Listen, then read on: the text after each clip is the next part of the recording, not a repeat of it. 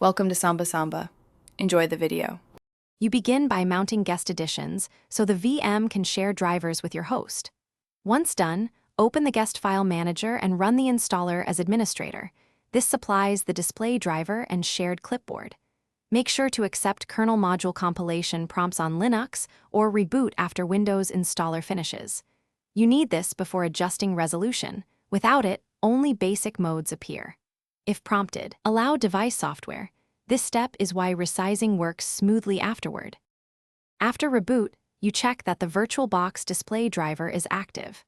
You can enable auto-resize guest display from the Virtualbox view menu so the VM follows window size. This is the easiest route. If you need a specific resolution, open the guest OS display settings and pick the desired mode. You can also use Xrandr on Linux to add custom modes. Make sure the VM is at least in windowed mode while resizing, because full screen sometimes delays mode updates. To finish, apply any custom resolution. On Windows, choose Display right arrow Advanced and select the new mode. On Linux, create and add a mode with CVT, then Xrandr add mode. Once applied, resize the Virtualbox window to confirm the guest adapts. If you still see limited sizes, switch the VM's graphics controller, VBox SVGA versus VMSVGA, reinstall guest editions, and reboot.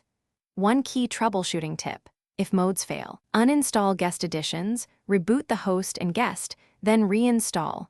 This often fixes driver handshake problems. Thanks for watching. Consider subscribing if we helped you.